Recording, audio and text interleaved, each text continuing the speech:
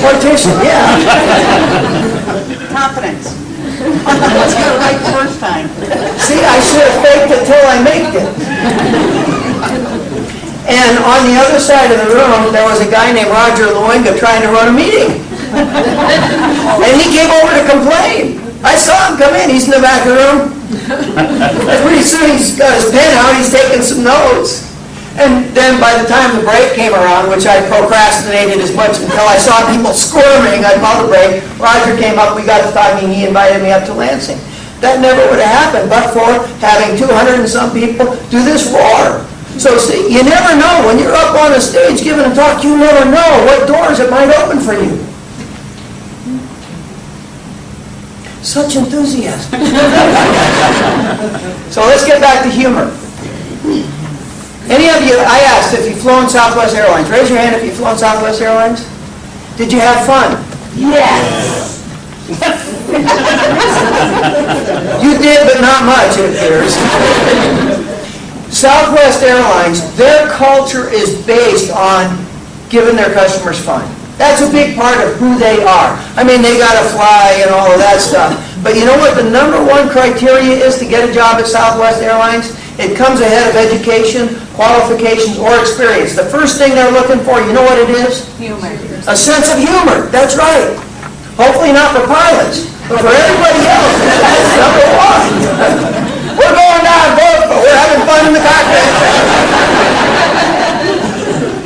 How do you think they convey this through the company? They do. They have a very structured approach to help people have more fun, to help people entertain their passengers, but it's not in their policy manual.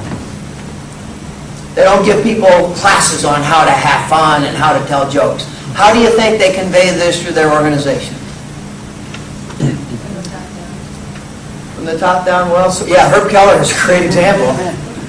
Actually, there's a great Herb Keller story. One of his lawyers, are there any lawyers in the room?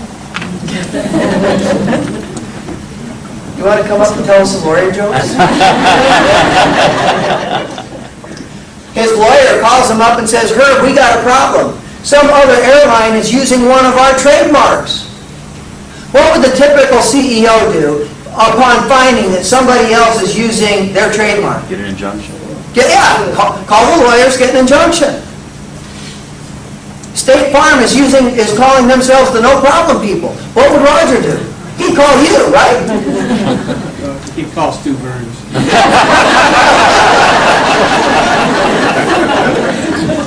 You know what Herb Keller did? He got on the phone, he called the CEO of the other airline. He said, y'all are rustling our trademark. You know what we do to rustlers down here in Texas? We hang them. We shoot them. So I'm challenging you to a duel. Winner take all. You can just imagine this other CEO. I mean, Herb Keller is famous for drinking wild turkey. And they had a duel. They rented a big coliseum in Dallas, and the two of them had an arm wrestling standoff. And there's a picture on the front page of the Dallas newspaper. Herb Keller, he's got a necktie tied around his head, a pack of smokes rolled up in his sleeve, and a bottle of wild turkey in his hand. Then he's like this. He lost. But who won? I mean, he didn't really care. But he got millions of dollars of free publicity. But what was the most important thing he got? No. He got 35,000 employees say, what a boss. Wouldn't you like to work for a guy like that? Well, you do, actually. You don't know what it's about, Roger. He's still back there. I know I'm never coming back. So how do they convey it? It's not from the top down. What have we been talking about all morning? Well, stories! And they have stories that say, this is who we want to be. I used to put on big conferences. Never fear, never quit, we called them. And one year as a speaker, I had a woman named Jackie Freiberg. Jackie and her husband, Kevin, wrote a book about Southwest called Nuts, because that's what you get for lunch, and that's who they are. They're nuts. And she told us a bunch of stories, like the time the flight attendant is doing the pre-flight, buckle your seatbelt and all. And when she's done, she says, and ladies and gentlemen, I have an announcement for you. Today we have with us a very special passenger. John Taylor is with us, and it's his birthday. He's 85 years old today. And you know, he just told me that this is the first time in his life that he has ever been on a jet airplane. So, on your way out, please stick your head in the cockpit and wish your pilot happy birthday. Now, I've told that story about 100 times. See, great poets, good poets borrow, great poets steal. I stole the story. I don't even know if that's how Jackie told it anymore. I've told it so many times and modified it as I go along. But it seems like every time I tell that story, I have somebody else come up and tell me a great Southwest Airlines story.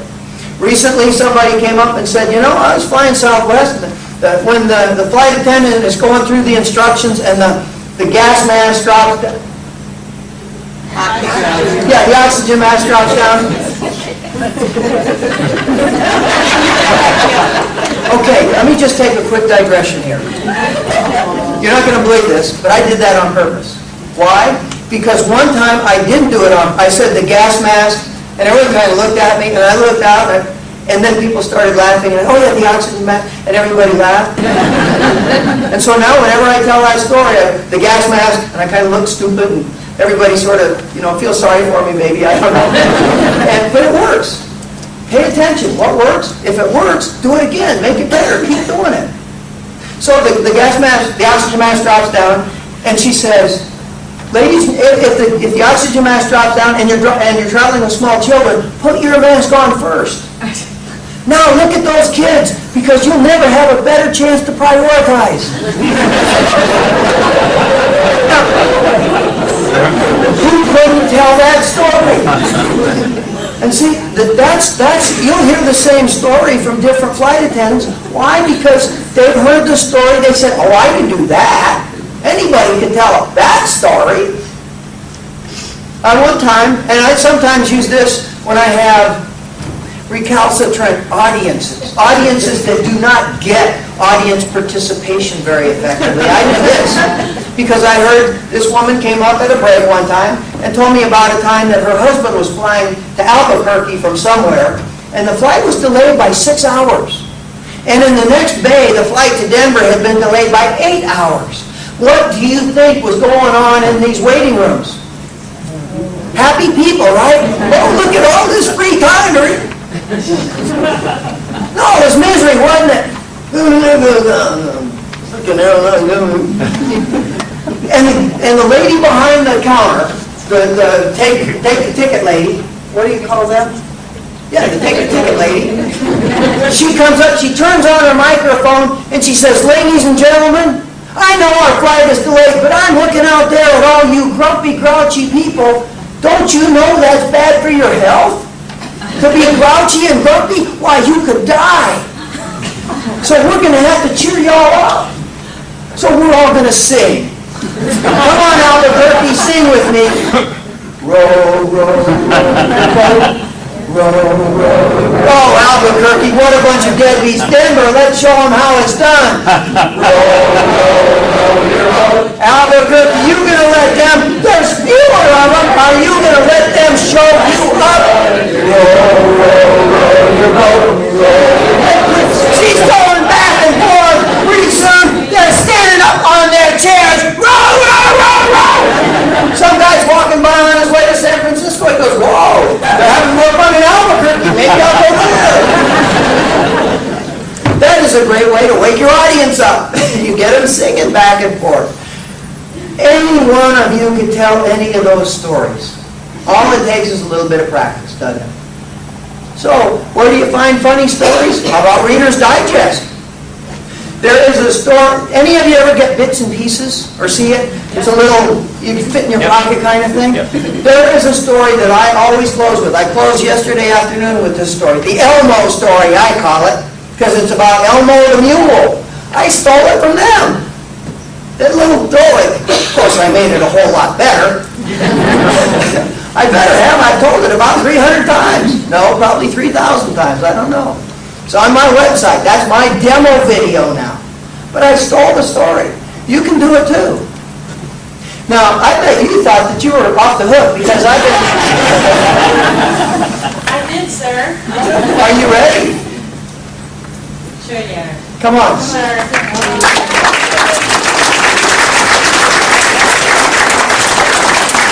you need any props? Do you like a chair or anything, or? Okay.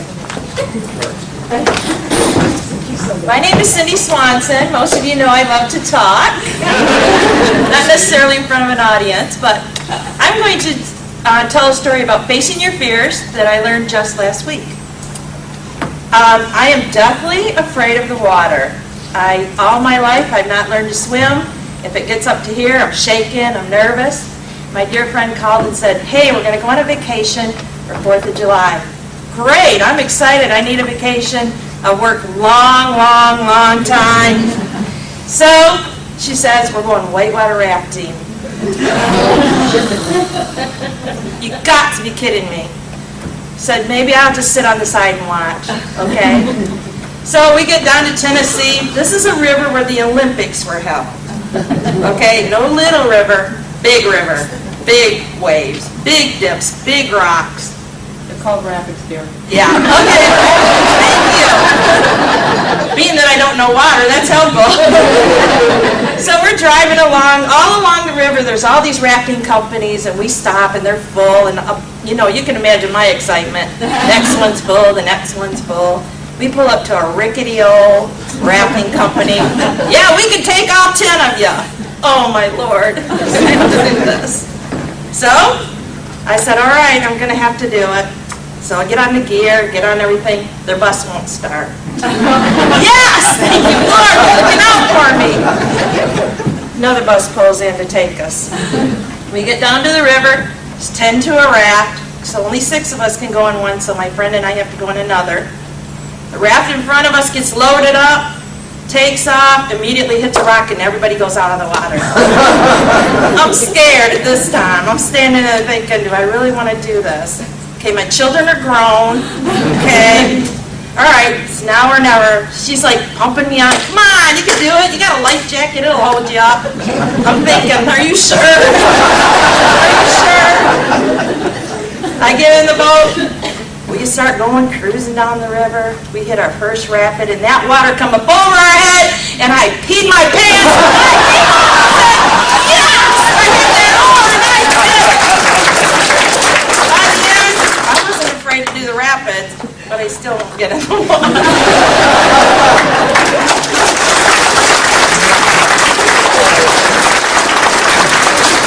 You know, I think you have a second career. Okay, Toastmasters, who's going to volunteer to come up and tell us how she did? Come on up.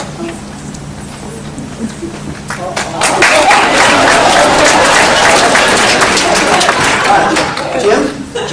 My name is Jim Shoemaker, and one of the things I particularly like about that story that allows Cindy to connect with the audience is it shows some vulnerability. When you get up here, you do feel vulnerable, but when you express that yourself in your stories, you show your human side. And I think everybody connects with our own frailties, our own shortcomings, our own flaws. And when the speaker does that, it just puts the audience in a very relaxed, understanding mood. And that connection is so important. And then, of course, the humor made it extra special as well. So she did a great job. Super, thank you.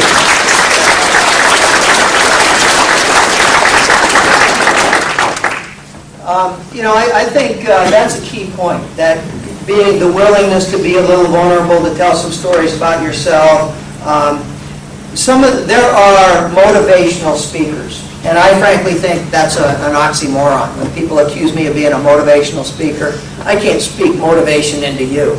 But there are speakers who will get up on a platform and say, I'm wonderful, and you can be wonderful too if you just buy my books and tapes and do what I tell you to do. And you know, I've talked to some of these speakers afterward, and some of them are really not wonderful. And I think if you really want to be effective at reaching an audience, having sex with an audience, in our context here, one of the ways you do that is by opening yourself up a little bit. One other thing Cindy did that I thought was really brilliant, and that you need to learn how to do if you're going to be even an amateur speaker, is you need to learn how to deal with hecklers. And I didn't catch who the heckler was. Oh, I should have. What a surprise.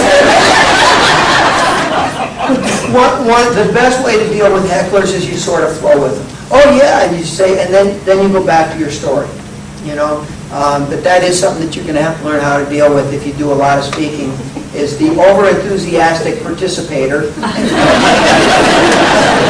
who wants to sort of steal the show. Involving everybody. There she goes again. I'm standing up for myself. I'm sure no one else will. Sometimes you heckle back. Okay, the cameraman has told me that we're running out of film. He needs to change whatever you do to your camera.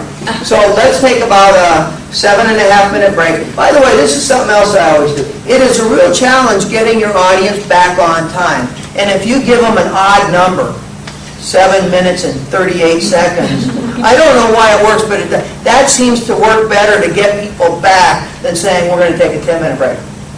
Here's something else that I do. Before I call the break, I've learned this really. Before I call the break, I make people sit there and I say, now, we're going to have a break in just a minute here. There's coffee in the back of the room. And I have learned that if I call the break before I'm close to the coffee, I don't get it. So I'm going to have all of you just wait here for a couple of minutes. Okay, now we can have the break because I have coffee.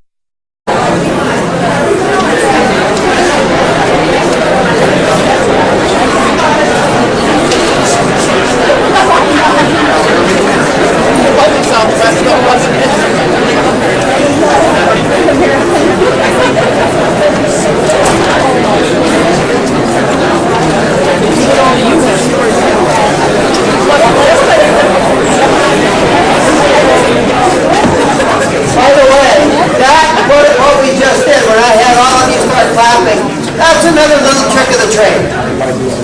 When I used to put on the big conferences, one year we had as a speaker a guy named C.W. Metcalf. He wrote the book Lighten Up. If you want to listen to a tape program that will have you laughing so hard that you have to pull off the side of the road, or you do wet your pants like Cindy did. I think you can get it at cwmetcalf.com or Nightingale Conan. It's a Nightingale Conan CD called Lighten Up. It's 8 tapes. I don't know if it's on CD now. It is so hysterically funny. He is one of the funniest speakers I've ever heard. So anyway, I got like 500 people at this conference, and they're all out getting coffee and in the bookstore because I called a break. I'm up on the stage like this, screaming, "Get back in here, it's time to go, our next speaker's up." He just looks at me like this. He says, "Do you do everything the hard way?" I said, "Well, C.W., we got to get back in here for you. What would you do?" He said, "Lighten up, man."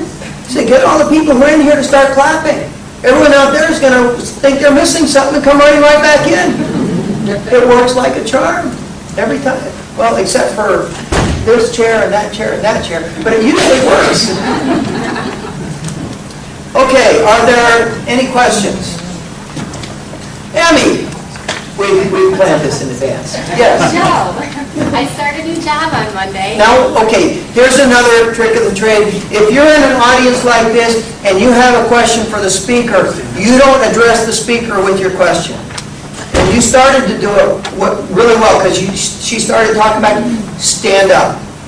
When you're in if it's a boardroom with 8 or 10 people, when you stand up, you command the attention of the people in the room. Thank you, Joe. I started a new job on Monday, and it's a supervisor job in the life company where I have never worked before. So, auto owners and opportunity for associates.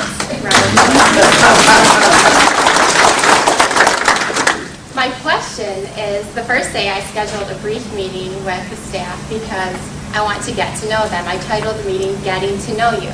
And I've been racking my brain. I have a few things to talk about, but I don't know how to open it up. I don't have a good opener to capture their attention and let them know that I really care about them and that I really want to do well for them. So what do? Can I steal a story? You certainly can. Can she steal a story? Yes. Great. even though your first value is honesty. Great poets to steal. Anybody have a suggestion for Emmy? Be yourself. Be you.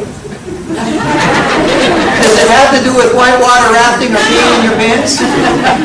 No, I was at a CSR convention when she told a wonderful story that, she's getting married very soon, and so she could tell that story about the bike and how you got to know your fiance. I think that makes you human to them, and it's kind of fun. Thank you. We'd like to hear the story. Practice, we'd like to hear the story. I have a feeling you will in a minute. But that's a great point. Let me share with you the story that I always open up, at least for the last year or so. It's really the story that I almost always open up with. I used it twice yesterday for two very different groups, two very different points to make. But I start out by saying, and I don't know, with a group of 10, I'd probably do it with a little less animation. But I say, let me tell you about my daughter, Annie.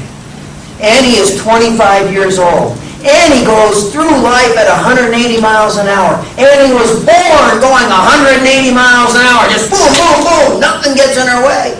And when Annie was 18 months old, we went to visit the grandparents, my wife's parents. And Annie is charging through this new house, exploring room to room, this great new place. And she comes charging in through the living room, and Grandpa's in there. Now, Grandpa's an outdoorsman. He spends a lot of time out on his boat, so he's very thin. He is also as bald as a cue ball.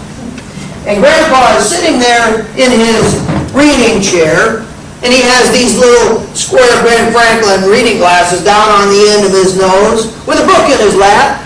And Annie comes screaming by at 180 miles an hour, sees Grandpa in his chair with his little glasses on the end of his nose, stops dead cold in her tracks, and just stares.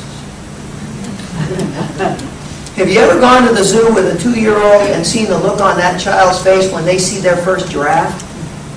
That was Annie looking at Grandpa. She stares and stares. Finally, she smiles.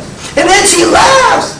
And she looks over at Grandma and she says, Grandma, I have a Mr. Potato Head too.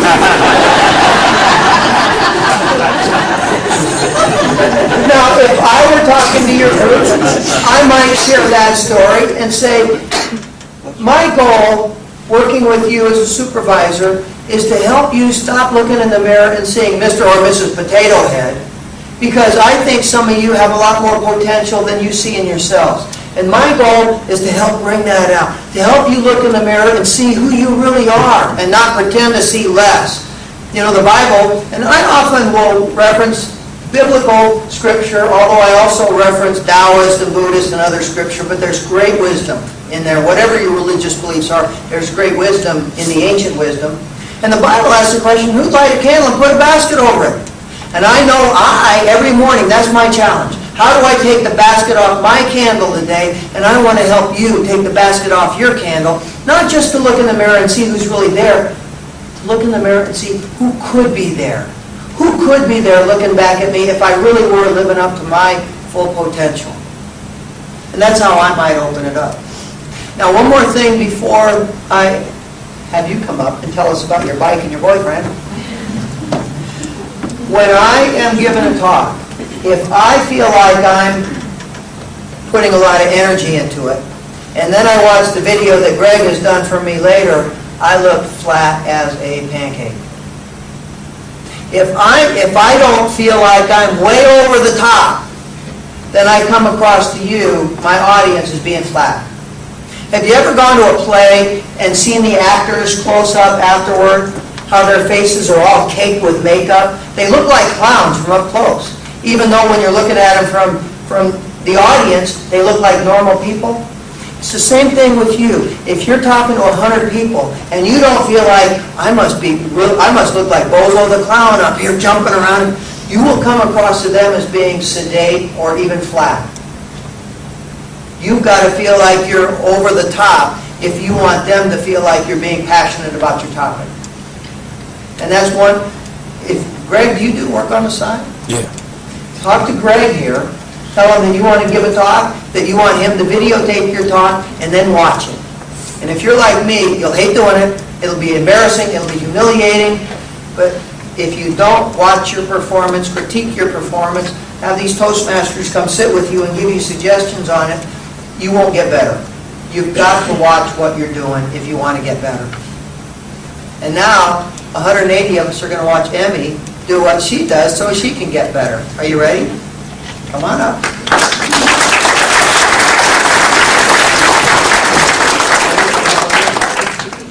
Okay.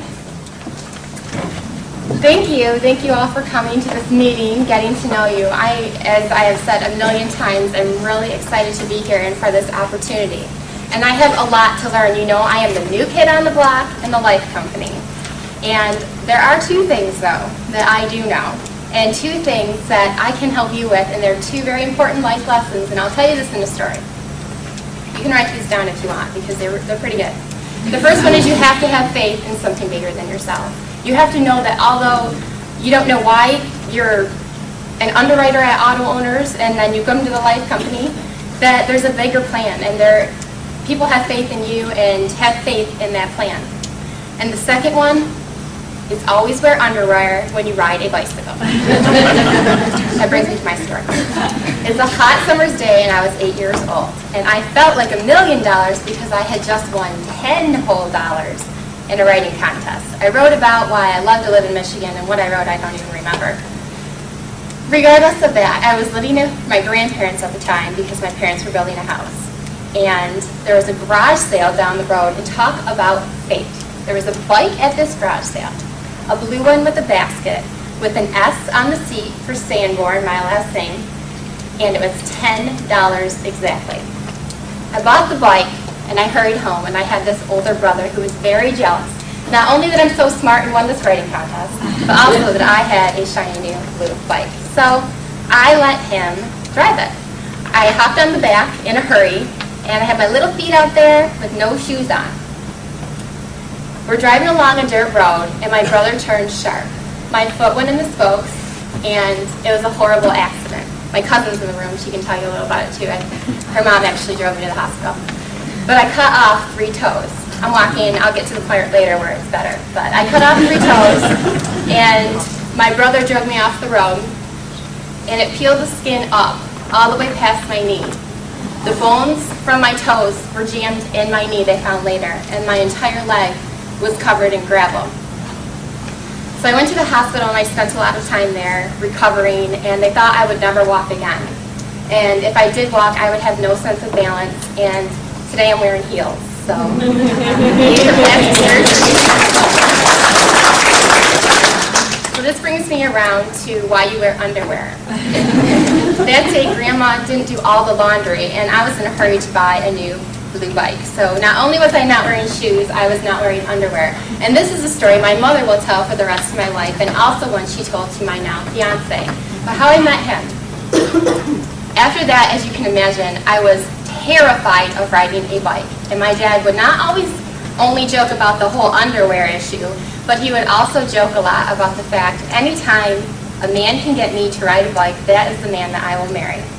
Well, not this last June, but the June before that, I had been dating a guy for a while, and he did get me to ride on a bicycle, and I was terrified, and then 2 months later, we were engaged. And I did know at that moment when I was riding the bike and tears rolling down my face, I didn't pee my pants, but I did have the tears rolling down my face, that that was something that I could trust in. And so that brings me back around to the fact that things will happen in your life, and you will be in places in your life, and you won't understand while you're there. And even when things seem absolutely horrible, they lead to something better, and you have to have faith in that. And we're here together for a reason, and you're here at Auto Owners in the new business entry and records department for a reason, as am I, and we will help each other, and I will help you see things in you that maybe you have not recognized as strengths, and you will do the same for me. And I am really looking forward to hearing back from you. I'd like to hear all of your ideas for the department and answer any questions that you have and come up with our goals together. Thank you.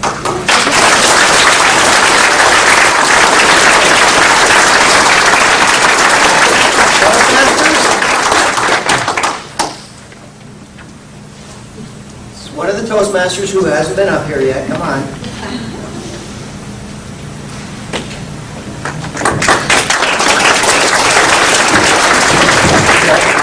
Dave Krause. Hi, Dave. Thank you. Thank you, audience, and especially Emmy, for that story. I think it's a tough story, but if you want to endear yourself to your team, I think it's an okay story. I don't know your audience. I don't know the people there. I imagine if they're human people, if they're compassionate, they're going to like this breakthrough. I thought you rushed your comment about I'm the new kid on the block, but was your very next word. And I don't think that's the impression you were trying to give them. But the story is very dear to you, it's very deep to you, and Auto Owners is filled with people that are compassionate, that care about each other, and I think that's what's going to come through. Your speaking style is just tremendous. I always enjoy listening to you. Thank you. Thanks. I only have one suggestion to add to that. Make sure there's a box of Kleenex on the table. I thought that was a delightful story. One thing that I'm surprised that the Toastmasters haven't mentioned this yet, but something that the Toastmasters are very big on is the palm leaf and the flapping palm leaf. And you kind of watch what you do with your hands. It's a very difficult thing if you're speaking for a small group, large group. What do you do with your hands? I break the rules. I put my hands in my pockets. I hide my hands, and I'm surprised that the Toastmasters haven't gotten down on me yet for putting my hands in my pockets, because technically you're not supposed to do that. You're also not supposed to go, but I do that too.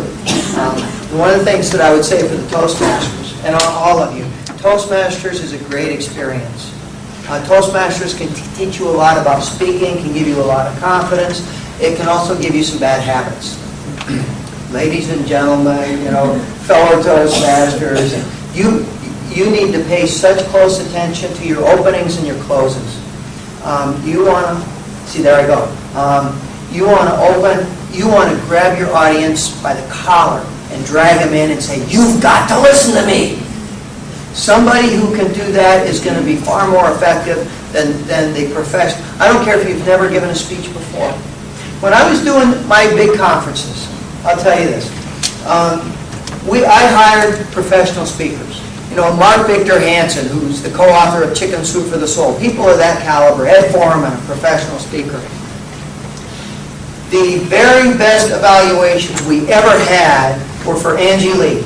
Angie Lee was a first-year women's basketball coach at the University of Iowa.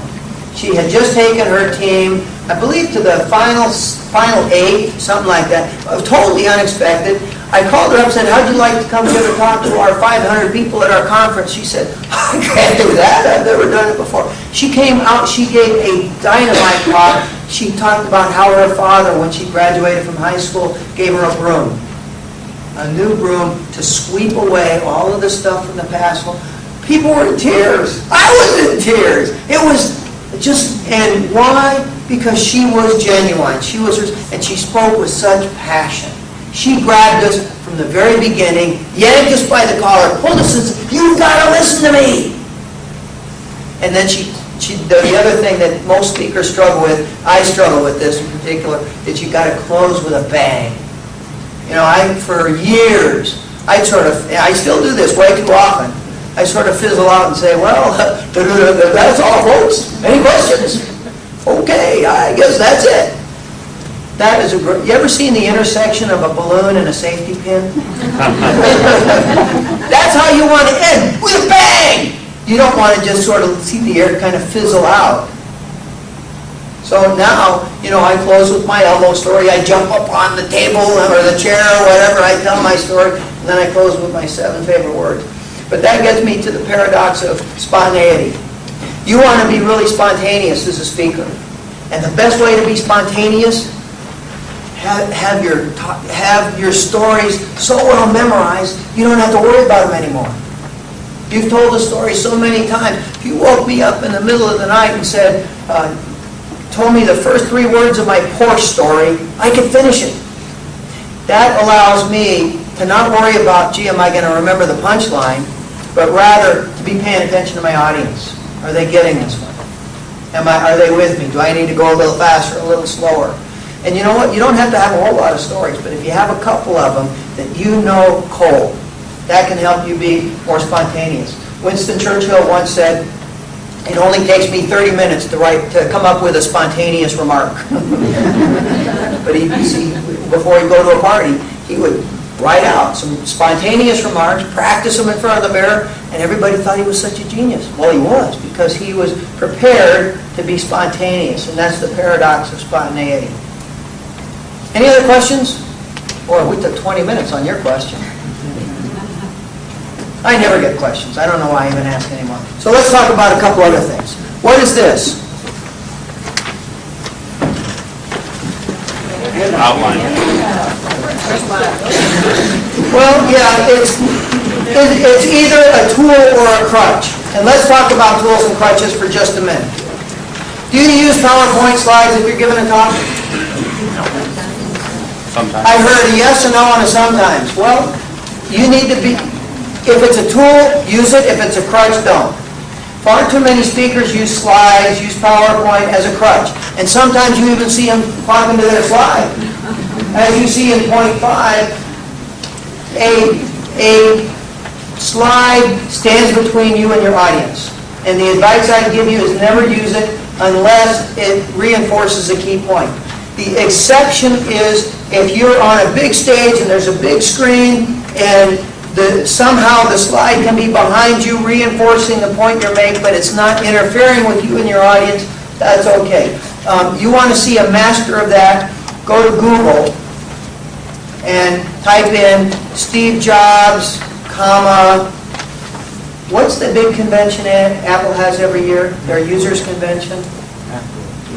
I think it's, in Macworld, it's their developers convention. Anyway, type in Steve Jobs, comma, video. And Google will take you, and you'll find, I was given a talk for a group and I wanted to find something, I forget what I was even looking for. So I was trying to find business communicators, like, who's the woman who ran HP for a while? Carly Fiorina. She ended up not making it at HP, but she is a great speaker. John Chambers at Cisco, he is a great speaker. Steve Jobs, a great speaker. And they all have their own styles, but you can learn something from them. Nobody does a better job of using slides than Steve Jobs. And if you watch that, I intended to watch his, the first 5 minutes. I'm in a hotel room somewhere with my laptop. 50 minutes later, I'm ready to go to sell my IBM laptop and buy an Apple and go, I'm ready to make the change. Totally. Isn't that what you want to have? Isn't that the kind of impact you want to have when you give a talk? Your audience is ready to walk out and say, boy, I'm changing my life. And watching someone like Steve Jobs and how he did it can help you do that. Now, I almost always have a handout. Although I never use slides, I almost always give people a handout. Why? That was a question. Yeah. Very often I will start, in fact, when I do Spark Your Success, I always start with the first power tool. I talk about 10 power tools, and the first one is this. And what I'm basically doing, I'm telling my audience to take notes. That's one of the things I almost always start out with. Or I'll say, you really ought to read this book by Daniel Goleman, Goleman. That's Goleman. Goleman. And I am basically commanding my audience to pull out a pen and start writing things down. Why? Because that's a way of telling them, connect with me, stay with me, pay attention. And I don't come right out and say, you guys look like you're not going to pay attention, but if you can get your audience to pull out their pen and start writing things down, especially in your business, because it is business. I mean, sometimes I'm just the entertainment after dinner or something like that. But if you can get people to pull their pen out and start writing things down, then you've got them. And one way to do that is and please open your handout up. What do you see in the middle? Other than my smiling face at the Grand Canyon. You see lines. Why are the lines there? And I point this out. Why do you think I gave you a handout that's mostly blank? So you can take notes, right? And then I make a joke about how if you stay at the Sheraton, they'll give you a free pen.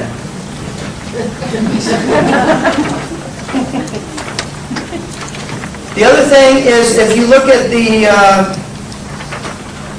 lower left-hand side,